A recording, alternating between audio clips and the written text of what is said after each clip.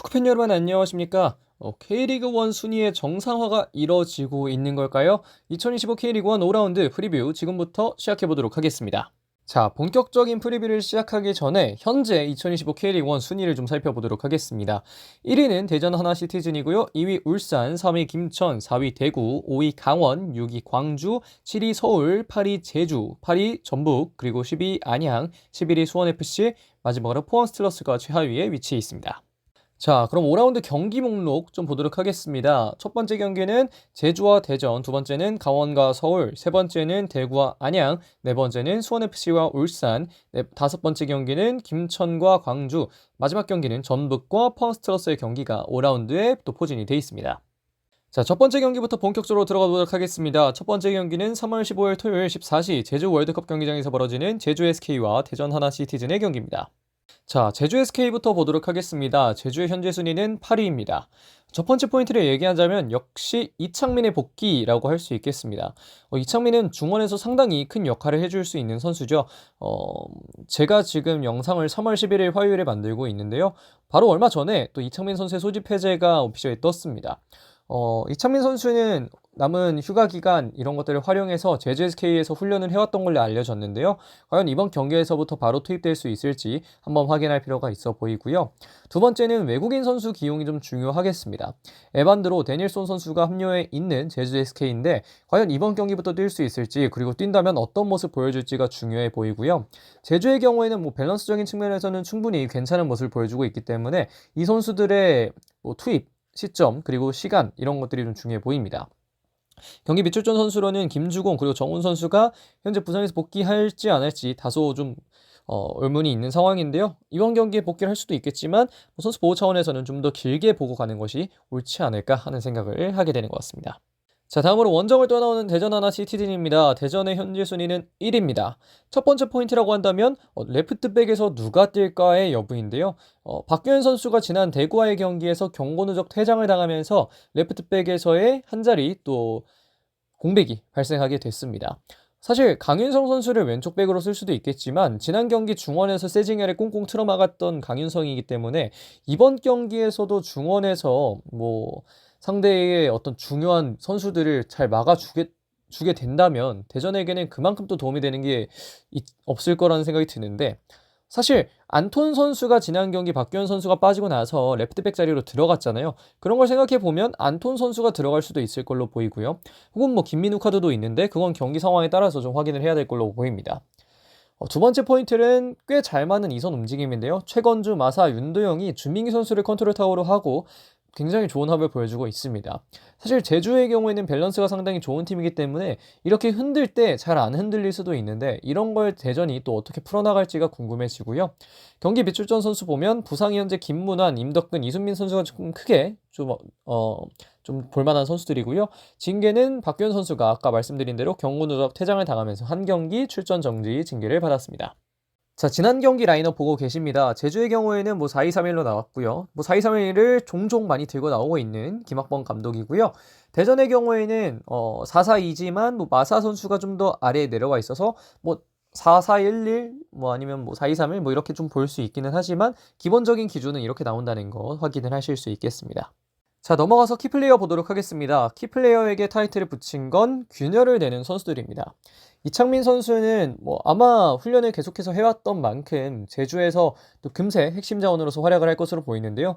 이창민 선수는 특히 중거리 슛이 상당히 강력한 선수인 만큼 경기가 잘 풀리지 않을 때 혹은 밸런스가 너무 잘 맞는 양 팀이라 여기서 이제 답답한 흐름이 이어질 때 그 슈팅 한 방으로 또 경기를 바꿀 수 있을 걸로 보이고, 주민기 선수 역시 팀이 답답한 상황에 있을 때 한 번의 슈팅으로 차이를 만들어낼 수 있는 선수들이기 때문에 이 두 선수 중 어떤 선수가 조금 더 경기에 많은 영향력을 미치는가, 이거에 따라서 좀 경기가 향방이 바뀔 수 있지 않을까 생각이 되는 것 같습니다. 자, 그러면 제주와 대전의 경기 프리뷰는 여기까지 하도록 하겠습니다. 자, 두 번째로 볼 경기는 3월 15일 토요일 16시 30분 춘천 송암 스포츠타운에서 벌어지는 강원과 서울의 경기입니다. 자, 우선 홈팀 강원FC부터 보도록 하겠습니다. 강원의 현재 순위는 5위에 위치해 있습니다. 첫 번째 포인트라고 한다면 이광현 선수의 물오른 선방력이라고 할 수 있겠는데요. 지난 경기 전북을 상대로 정말 극적인 승리를 가져갔던 강원, 그 극적인 승리 뒤에는 뛰어난 선방이 있었습니다. 이광현은 현재 0점대 실점률을 보여주고 있는 만큼 강원의 어떤 후방을 정말 잘 틀어막고 있다고 확인을 할 수가 있겠는데요. 이런 상황에서 이광현 선수가 이번 경기에도 좋은 활약 보여줄지 좀 지켜봐야 될 걸로 보이고, 가브리엘 활용법도 두 번째 포인트로 볼 수 있을 것으로 생각이 좀 됩니다. 지난 경기 가브리엘 선수는 결국은 마지막 극장골에 도움을 기록하면서 공격 포인트를 한 번 더 올리게 됐는데요. 가브리엘의 포스트 플레이가 코바체비치가 뛸 때의 어떤 위치 선정보다도 좀 더 도움이 될 수 있겠다는 걸 이번 경기에서 또 확인을 했던 만큼, 이번 경기에서는 코바체비치와 가브리엘 지금은 전반 후반 다 나눠서 뛰고 있는데, 이번 경기에는 과연 또 출전 시간이 좀 더 한 선수에게 편중이 될지 확인해야 될 걸로 보이고, 경기 미출전 선수 보면 강윤구, 김민준, 호마리오 선수가 현재 뛰기 좀 어려운 상황이고요. 징계는 해당 사항 없습니다. 자, 다음으로 원정을 떠나오는 서울 보도록 하겠습니다. 서울의 현재 순위는 7위에 위치해 있습니다. 첫 번째 포인트는 역시 두 경기 연속 무득점이라는 점인데요. 사실 골 넣을 선수가 없다는 게 가장 큰 아쉬움이 아닐까 생각이 됩니다.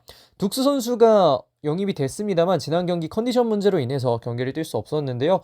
둑스의 컨디션 회복은 선택이 아닌 필수로 보이고, 아마 이 의무팀이나 트레이너 파트에서도 둑스 선수의 컨디션 회복에 좀 초점을 두고 있을 걸로 보입니다.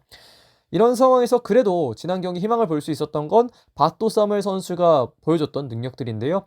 손승범 선수가 다소 아쉬운 모습을 보여주고 있는 상황에 22세 이하 고민이 있었던 서울인데, 이 바또 선수가 좋은 활약을 보여주면서 22세 이하 고민이 그래도 어느 정도는 해결될 수 있지 않을까 하는 생각이 좀 드는 지점이 있습니다. 이 바또 같은 경우에는 뭐 비단 22세 자원으로서의 어떤 그런 것뿐만 아니라 애초에 또 주전급으로도 기용될 수 있는 그 정도의 또 성장폭을 기록할 수 있는 선수라는 걸 우리가 또 확인을 해봤기 때문에 바또 선수가 정말 앞으로 보여줄 능력들이 좀 기대가 되고요. 경기 미출전 선수를 보면 김신진 선수의 출전이 좀 불확실한 상황이고 징계는 해당 사항 없습니다. 자, 지금 지난 경기 라인업 보고 계십니다. 뭐 두 팀 다 4-2-3-1 내지 뭐 4-4-1-1 뭐 이렇게 보여지는데요. 사실 강원 같은 경우에는 또 워낙 변칙적인 것들이 많죠. 사실 지난 경기도 라인업 처음에 봤을 때는 뭐 이기혁, 강투지, 신민아 백스리 서고, 강준혁 왼쪽 윙백 서고, 윤일록 오른쪽 윙백 서고 뭐 이렇게 하겠구나 했는데 생각보다 또 캐주얼하게 나왔기 때문에 이런 지점에서는 참 강원의 축구를 알 수 없을 것 같고, 서울의 축구는 알 수는 있겠지만 어떤 선수가 출전하는지에 따라 좀 달라질 것 같고, 뭐 이런 부분들을 확인할 수가 있겠습니다. 자, 이 경기의 키플레이어 보도록 하겠습니다. 이 경기 키는 전 중원 밸런스 싸움에 있다고 보는데요. 양 팀의 6번이죠. 김동현 그리고 이성용 선수가 어떻게 경기를 조율하고 어떻게 공격을 만들어 나가고 어떻게 수비 조직을 잘 잡아주는지에 따라서 이번 경기의 향방이 갈릴 수 있지 않을까 확인을 좀 할 수 있을 것 같습니다. 자, 그러면 강원과 서울의 경기 프리뷰 여기까지 하도록 하겠습니다. 자, 다음으로 3월 15일 토요일 16시 30분 대구 아이엠뱅크 파크에서 벌어지는 대구와 안양의 경기입니다. 자, 먼저 홈팀 대구를 보도록 하겠습니다. 대구의 현재 순위는 4위입니다. 첫 번째 포인트라고 한다면 최근 두 경기 무승을 좀 이야기를 할 수 있겠는데요. 포항전 무승부 그리고 대전전 패배를 통해서 두 경기 연속 무승을 만들어낸 대구입니다. 그렇기 때문에 다시 한번 올라갈 만한 기점을 마련해야 될 걸로 보이는데요. 2라운드까지는 순위 1위에 위치를 했었던 만큼 대구는 정말 시즌 극초반에 그 모습을 좀 회복하기 위해서, 물론 지금도 시즌 초반이지만 좀 노력을 해야 될 걸로 보이고요. 특히 수비적인 약점도 좀 메워줄 필요가 있어 보입니다. 지난 경기 대전의 패턴 플레이에 초반 2실점을 하면서 경기를 좀 힘들게 풀어나갈 수밖에 없었던 대구였는데요. 끊을 때 확실히 끊어내지 않으면 좀 어려움이 있을 수 있다. 그렇기 때문에 박찬현 감독이 여기서는 뭐 박진영 선수든 까이오 선수든 뭐 황재원 선수든 이럴 때 끊을 때 끊어줘라. 어떤 상황에서는 어떻게 좀 선택을 해라. 이런 식으로 좀 얘기를 해줘야 수비 조직에서 조금 더 안정감이 발생할 수 있을 걸로 보이고요. 특히 박진영 선수는 굉장히 좋은 선수이긴 합니다만 김진혁 선수가 출전이 불확실한 상황에서는 또 다소 불안함이 없을 수는 없기 때문에 그 전까지는 박진영 선수의 이런 수비적인 약점들도 잘 메워줘야 하지 않을까 하는 생각이 들고요. 앞서 말씀드린 김진혁 그리고 정치인 선수가 부상이 있는 상황이고 징계는 해당 사항 없습니다. 자, 다음으로는 원정을 떠나오는 FC 안양입니다. 안양의 현재 순위는 12위에 위치해 있습니다. 사실 첫 번째 포인트는 좀 이선이 살아나야 한다는 점이라고 할 수 있겠는데요. 사실 경기가 계속해서 흘러가면서 이 안양의 이선의 움직임 자체는 사실 나쁘지 않습니다. 최현우, 최성범, 마테우스 뭐 이런 선수들 다 좋은 모습인데 사실 득점에 대한 기여도가 좀 낮은 게 안타까운 점인데요. 최성범 선수가 득점을 했다곤 하지만 그때는 이제 2대0으로 지고 있는 상황에 따라가는 거였고, 마테우스 선수가 바로 직전 경기에서도 득점을 했지만 그리고 그것이 선취골이었기 때문에 순도도 좋았지만 결국 경기를 잃었기 때문에 이선은 조금 더 살아나야 한다는 생각을 할 수밖에 없겠고요. 득점에 조금 더 많은 기여도를 보여줘야 할까 보입니다. 그리고 두 번째 포인트는 이제는 회복할 시간이라는 점인데요. 첫 번째 경기였던 울산과의 경기에서 1대0 극적인 승리를 가져간 이후에 안양이 내리 3연패를 기록하고 있습니다. 그렇기 때문에 이제는 좀 승점을 벌여야 하지 않을까라는 생각이 들고, 꼭 이기지는 못한다고 하더라도 적어도 비기면서 선수들의 자신감이나 이런 것들을 좀 회복시켜주는 게 중요하지 않을까 하는 생각이 좀 드는 타이밍입니다. 다행히도 뭐 부상 선수는 딱히 없고 징계도 해당 사항 없는 안양입니다. 자, 지난 경기 라인업 보고 계십니다. 뭐 대구는 늘 그렇듯 4-3-3 들고 나오고 있고요. 안양 역시 뭐 늘 그렇듯 4-4-2를 들고 나오고 있습니다. 자, 이 경기에서 키는 전 삼선의 공수기여라고 할 수 있겠는데요. 앞서 강원과 서울의 경기를 이야기하면서도 좀 말씀을 드렸던 게, 삼선 자원이 얼마나 경기를 전반적으로 잘 조율해 주는지에 따라서 경기가 갈릴 수 있는 경기가 좀 있는데, 이 경기도 아마 그렇게 될 걸로 보이고요.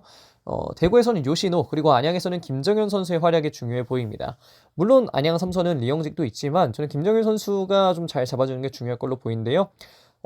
사실 이 두 명의 선수가 딱 중원에서 중심을 잘 잡아주면 이 팀이 안 흔들리는 데에도 상당히 또 기여를 많이 할 수 있거든요. 그래서 이 두 명의 선수 중 어떤 선수가 좀 더 나은 활약을 하는지에 따라서 경기의 향방 갈릴 수 있을 것으로 보입니다. 자, 그러면 대구와 안양의 경기 프리뷰 여기까지 하도록 하겠습니다. 자, 다음 경기는 3월 16일 14시 수원 종합운동장에서 벌어지는 수원FC와 울산HD의 경기입니다. 자, 우선 홈팀 수원FC부터 보도록 하겠습니다. 수원FC의 현재 순위는 11위입니다. 사실 첫 번째 포인트라고 한다면 외국인 선수에 대한 기여도가 될 걸로 보이는데요. 루안 그리고 오프키르의 빠른 적응이 필요해 보입니다. 공격적인 부분에서 좀 더 기여를 해줘야 될 걸로 생각이 좀 되고, 특히 루안이나 오프키르 같은 경우에는 조금 더 이 선에서 빠르게 안데르손 선수를 도와줄 필요가 있어서 이런 부분에서는 이 두 명의 선수 활약이 좀 더 중요해 보이고요. 사실 지금은 버텨야 할 때라는 생각이 좀 듭니다. 외국인 선수의 적응이나 어떤 뭐 중원 조합의 정립이나 이런 전반적인 라인업이 정립되기 전까지는 수원FC는 계속해서 승점을 조금씩이라도 쌓아가면서 좀 버텨줘야 될 거는 생각이 드는데, 사실 이 시기를 어떻게 넘어가느냐에 따라서 강등까지 가느냐 혹은 강등까지 가지 않고 살아남느냐가 좀 갈리게 되는데, 수원FC는 딱 지금 그 갈림길에 있다는 생각이 좀 듭니다. 그렇기 때문에 기존 선수들이 이런 상황에 좀 더 버텨주면서 승점을 조금이라도 따오기 위한 것들을 좀 보여줘야 될 걸로 보이고요. 현재 사박 선수가 부상으로 인해서 출전이 좀 불확실한 상황이고 징계는 해당 사항 없습니다. 자, 다음으로는 원정을 떠나오는 울산 HD를 보도록 하겠습니다. 울산의 현재 순위는 2위입니다. 첫 번째 포인트는 4연승에 도전하는 울산이라고 할 수 있겠습니다. 지난 3경기 5번의 득점, 그리고 한 번도 실점하지 않았던 울산인데요. 이번 경기에서도 승리를 노리고 탄탄한 수비를 기점으로 해서 또 울산이 승리를 가져가고 있는 만큼 이번 경기에서도 어떤 그런 기록들을, 무실점 기록을 특히 좀 유지하기 위해 노력하지 않을까 생각이 되고요. 다만 다른 선수들의 득점도 좀 필요해 보입니다. 허율 선수의 폼이 좋지만 그 폼이 계속해서 유지되는 건 좀 어려운 측면이 있고, 그렇기 때문에 이 선에서 좀 더 득점이 나와줘야 될 걸로 보이는데요. 지금 영상에 나오고 있는 윤재석, 그리고 이외에 루빅손, 엄원상 이런 선수들이 뭐 비록 엄원상 선수는 지난 경기 어시스트를 했었고 윤재석은 지난 대전전에서 득점을 기록하긴 했습니다만 득점이 조금 더 나와줘야 될 필요가 있고요. 원톱에게 득점이 몰린다면 그것만큼 또 상대에게 딱 이 지점만 잡으면 되겠다라는 것을 전달해주기 쉬운 게 없기 때문에 이 선수들은 또 허율에게 너무 큰 부담을 주어지지 않기 위해서 이 선수들이 좀 더 노력을 해야 될 걸로 보입니다. 자, 지난 경기 라인업 보고 계십니다. 두 팀 모두 뭐 4-2-3-1 정도의 전형을 가지고 나오고 있는데요. 뭐 경기 자체는 좀 울산이 주도권을 쥐고 경기를 뛸 수도 있을 걸로 보이는데, 뭐 경기 중에 한번 확인해 보시면 좋을 것 같습니다. 자, 이번 경기의 키 역시 중원에 있는데요. 플레이메이커 성향이 짙은 선수들을 먼저 봤습니다. 수원FC 같은 경우에는 윤빛가람, 그리고 울산은 보야니치가 되겠는데요. 윤빛가람 뭐 전통적인 우리 대한민국에서 정말 볼 정말 예쁘게 잘 차고 딱 적재적소의 경기를 딱 이끌어 간다라는 느낌을 주는 선수가 또 윤빛가람이고, 울산에서도 뛰었었고요. 반대로 보야니치는 최근 울산에서 가장 좋은 활약을 보여주고 있는 선수 중 한 명이죠. 그래서 이 두 명의 플레이메이커가 어떤 경기력을 보여주느냐, 그리고 어떻게 경기에 영향을 미치느냐에 따라서 이번 경기 향방 갈릴 수 있을 것으로 보입니다. 자, 그러면 수원FC와 울산HD의 경기 프리뷰 이 정도까지 하도록 하겠습니다. 자, 다음 경기는 3월 16일 16시 30분 김천 종합운동장에서 벌어지는 김천 상무와 광주FC의 경기입니다. 자, 김천의 현재 순위는 3위입니다. 사실 김천은 궤도에 올라왔다라고 생각할 수 있을 만큼 시간이 가면 갈수록 경기력이 좋아지고 있고요. 앞으로도 좀 좋아질 일만 남지 않았나 하는 생각이 있고, 특히 윙어들이 계속해서 좀 살아나는 모양새이기 때문에 이 선수들이 끝까지 살아난다면 뭐 김천은 더할 나위 없이 좋을 것이라는 생각이 좀 들고, 가장 중요한 건 좀 이동경이라는 생각이 드는데, 이동경 너무 잘합니다. 정말 많은 것들을 보여주고 있고, 뭐 비단 뭐 슈팅뿐만 아니라 뭐 경기 풀어가는 거나 뭐 정말 다양한 부분에서 좋은 활약 보여주고 있는데, 사실 국대에 가는 데는 다 이유가 있지 않을까 하는 생각이 들고, 특히 김천 상무, 특히 상무라는 팀에서 이렇게 국대에 가는 게 아주 쉽지는 않은 일인데, 그래도 이동경 선수가 상무에서 좋은 활약을 보여주면서 또 대표팀까지 다시 가지 않았나 생각이 되고요. 김천이 현재 부상도 없고 징계도 없기 때문에 좋은 전력으로 광주를 맞이할 수 있지 않을까 생각이 드는 것 같습니다. 자, 다음은 원정을 떠나는 광주FC입니다. 광주의 현재 순위는 6위에 위치하고 있습니다. 첫 번째 포인트는 아시아 챔피언스리그 엘리트인데요. 영상을 지금 3월 11일 화요일에 만들고 있습니다.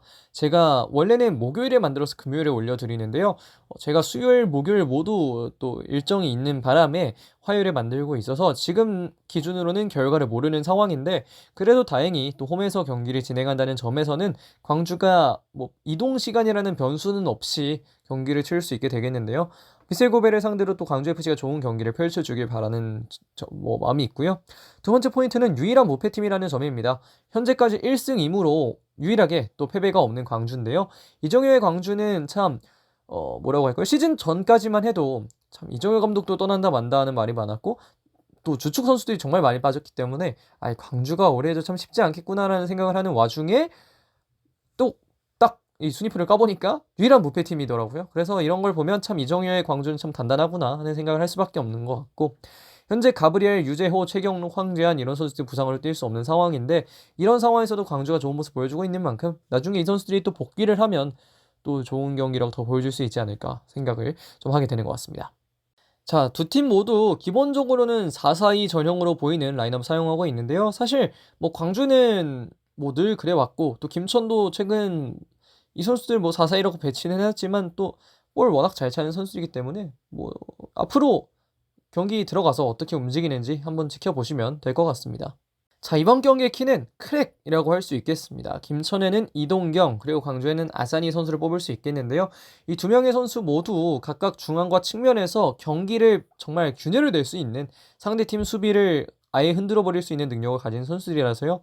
이 두 선수의 활약 여하에 따라서 활약이 아마 두 선수 모두 괜찮을 것 같은데, 어떤 선수가 조금 더 활약을 잘하느냐에 따라서 경기의 향방 갈릴 것으로 보입니다. 자, 그러면 김천과 광주의 경기 프리뷰 여기까지 하도록 하겠습니다. 자, 마지막 프리뷰할 경기입니다. 3월 16일 16시 30분 전주 월드컵 경기장에서 벌어지는 전북현대와 포항 스틸러스의 경기입니다. 자, 우선 홈팀 전북현대모터스부터 보도록 하겠습니다. 전북의 현재 순위는 8위입니다. 첫 번째 포인트는 아시안 챔피언스 리그 2인데요. 역시 이 경기도 제가 확인을 할 수가 없는 상황입니다. 앞에서 말씀드렸지만 이 지금 프리뷰만 보실 전북 팬들을 위해 다시 한번 말씀을 드리면, 제가 이제 수요일, 목요일 보통은 제가 목요일에 뭐 아시아 챔피언스 리그나 이런 거 경기 다 끝나고 영상 만들어서 올려드리는데, 이번에는 제가 수요일, 목요일 다 일정이 좀 있는 바람에 지금 3월 11일이거든요. 그래서 이 경기 결과를 담을 수 없고 이 경기 내용을 담을 수 없어서 좀 영상을 뭐 프리뷰의 정확함을 또 살짝은 잃을 수 있는 상황인데, 지금 이야기를 들어보니까 전북은 주전조를 좀 어느 정도는 배제하고 시드니 원정을 떠나는 상황이라고 하더라고요. 물론 시드니 원정을 떠나는데 주전조를 다 빼는 건 아니라서 이게 또 영향이 있을 수 있을 것 같은데, 어쨌든 또 다양한 부분에서 아시아 챔피언스 리그 2가 좀 큰 영향을 미치지 않을까 생각이 되고요. 광주와 전북의 결과에 따라서 금요일에 뭐 커뮤니티나 이런 부분으로 혹은 뭐 영상 댓글로 좀 더 추가적인 부분들 이야기할 수 있으면 이야기를 드리도록 하겠습니다. 두 번째 포인트는 마무리를 해야 이긴다는 점인데요. 최근 전북이 득점력에서 좀 아쉬움을 보여주고 있기 때문에 무득점의 늪에서 벗어나야 아시아 챔피언스 리그 2든 아니면 뭐 리그든 다양한 측면에서 좋은 경기력, 좋은 결과를 가져올 수 있을 것으로 생각이 됩니다. 경기 비주전 선수를 보면 기존에 부상이 있었던 게 이수빈, 홍정호, 티아고고요. 콤파니오 선수가 좀 불확실한 상황인데, 뭐 돌아온다면 더할 나위 없이 좋겠지만 선수 보호 차원에서는 좀 더 기다려야 되지 않을까 생각되고, 징계는 해당 사항 없습니다. 자, 원정을 떠나는 포항 스틸러스도 보도록 하겠습니다. 포항의 현재 순위는 12위, 최하위에 위치해 있습니다. 포항은 현재 유이한 무승팀입니다. 수원FC와 함께 승리가 없는 포항인데 이번 경기에서 좀 분위기를 바꿔야 될 걸로 보이고요. 다행히 지난 4라운드 광주와의 경기가 연기가 되면서 또 포항은 좀 더 긴 시간을 휴식할 수 있게 됐습니다. 사실 포항의 최근 흐름이 안 좋았던 걸 아시아 챔피언스리그 엘리트처럼 또 포항의 체력을 많이 뺄 수 있는 경기들이 많았다는 거, 특히 경기 간격이 짧고 이랬다는 게 포항이 좀 힘들었던 점이 아닐까 생각을 하셨던 분들이 많은데 뭐 저도 어느 정도는 그게 영향이 있었던 걸로 생각을 해서 이번에 좀 어느 정도 쉬었던 만큼 피로 회복이 됐지 않았을까 생각이 좀 되고, 현재 안지준 선수를 제외하고는 뭐 징계가 딱히 없는 상황인 만큼 포항이 또 좋은 전력으로 경기에 나선다면 충분히 전북을 상대로 좋은 경기를 보여줄 수 있지 않을까 생각하게 되는 것 같습니다. 자, 지난 경기 라인업 지금 보고 계십니다. 전북은 4-2-3에 들고 나왔고 포항은 지난 3월 1일 경기 라인업인데요. 4-4-2 들고 나왔었습니다. 자, 이 경기의 키라고 한다면 저는 득점이 필요한 선수들을 말씀드릴 수 있을 것 같은데요. 전북에서는 이승우, 포항에서는 이호재가 그 선수들입니다. 물론 이호재도 득점을 기록한 바가 있고 이승우도 올해 득점을 기록한 바가 있습니다만 리그에서 조금 더 파괴력 있는 모습을 보여줘야 되는 두 선수들인데요. 이 두 선수들이 득점력을 회복할 수 있을지에 따라서 이 두 팀의 공격력이나 혹은 뭐 득점력이나 이런 부분에 차이가 생길 수 있지 않을까 생각이 되는 것 같습니다. 자, 그러면 전북과 포항의 경기 프리뷰도 여기까지 하도록 하겠습니다. 자, 여기까지 2025 K리그1 5라운드 프리뷰를 해봤습니다. 제가 좀 급하게 영상을 좀 만들어서 이전 영상들보다는 발음도 그렇고 경기의 전반적인, 특히 아시아 챔피언스리그 엘리트 경기하는 팀에게는 좀 더 아쉬움이 있는 그런 프리뷰 영상이 된 것 같은데요. 뭐 이 영상 만들면서 말씀드렸다시피 경기들이 다 종료되고 나서 제가 추가적으로 이야기를 드릴 수 있는 부분들이 있다면 커뮤니티 혹은 영상 댓글로 좀 남겨보도록 노력을 할 테니까요. 그것까지 좀 잘 봐주시면 감사하겠고, 또 광주와 전북 팬분들에게는 다소 양해를 구하는 말씀을 남기도록 하겠습니다. 뭐 5라운드 리뷰도 비슷하게 할 예정이고요. 대표팀 경기에 대한 이야기는 앞서 이제 수요일에 올라갈 이 대표팀 명단에 들어갈 선수들 이런 얘기하면서 조금 이야기를 해놨으니까요. 그 계획에 맞춰서 영상 올려드릴 수 있도록 노력해 보도록 하겠습니다. 자, 그러면 이번 영상은 여기까지 하겠습니다. 고맙습니다.